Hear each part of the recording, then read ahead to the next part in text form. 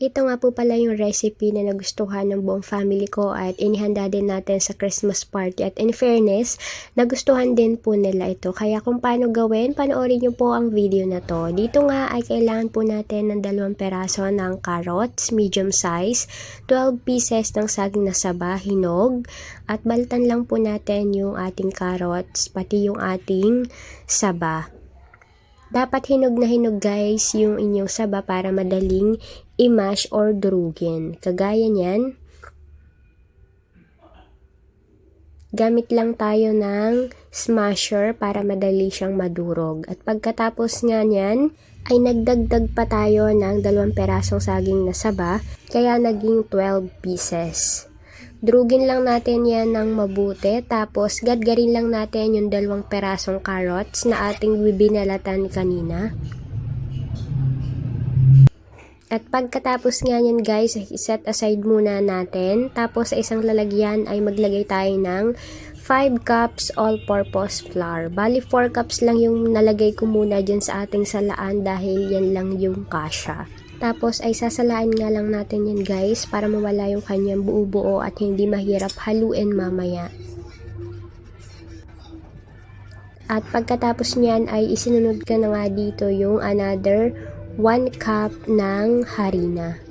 At ayan, pagkatapos guys ay maglagay na tayo ng 2 tablespoon baking powder, 2 teaspoon baking soda. Salain nga lang din po natin yan para mawala yung kanyang buo-buo dahil hindi po may iwasan na meron po talagang buo-buo. Tapos ay 1 teaspoon iodized salt, 1 3/4 cup evaporated milk, katumbas po yan ng 1 can, yung 370 ml. Tapos 1 tablespoon ng vanilla essence and 1 cup cooking oil. Haluin lang po natin yan ng mabuti para mawala yung kanyang buo-buo. Make sure po na mahalo natin ng mabuti. Tapos naglagay din po tayo ng 2 cups ng brown sugar, 4 na itlog, tapos 1 cup ng mayonnaise. Sa mga iba po kung nakakapanood po ng video ko, naglalagay po talaga ako ng mayonnaise kapag gumagawa po ako ng muffin. Ayan, dagdag po kasi yan para hindi po mag-dry yung atin pong magiging carrot cake. Ayan, haluin lang po natin yan ng mabuti. Tapos, medyo natabangan po ako, naglagay po ako ng 1/2 cup ng condensed milk. Depende po yan sa taste preference nyo. If kayo po ay natatamisan na dun sa mga ingredients natin na nauna, ay pwede naman po hindi na po kayo mag-add. Tapos, ayan, haluin lang po ulit natin ng mabuti.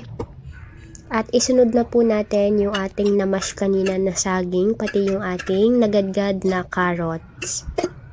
Imimix lang din po natin yan para mag-well combine lahat po ng ingredients na ginamit natin. Pwede po kayong gumamit ng hand mixer para mas maayos po yung paghahalo.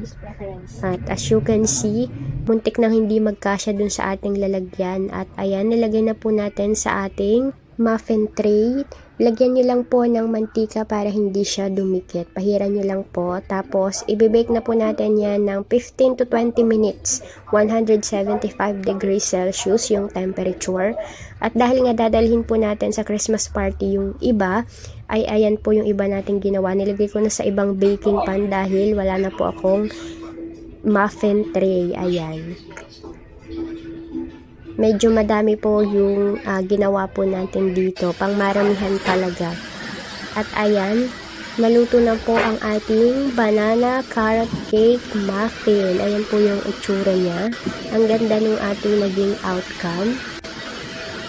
At tamang-tama lang po yung lasa po niya. Hindi po siya matamis, hindi po siya matabang. Ayan. Kaya kung kayo po ay naghahanap po ng recipe gamit ang carrots at banana at gusto niyo rin po ng ganito, ay ilalagay na lang po natin sa description yung mga ingredients na nagamit natin dito. At kung meron po kayong mga katanungan, suggestion para ma-improve pa po yung ating pagbe-bake, ay pwede po kayong mag-comment. Welcome na welcome po ang inyong mga suggestions and question. Merry Christmas po sa bawat isa!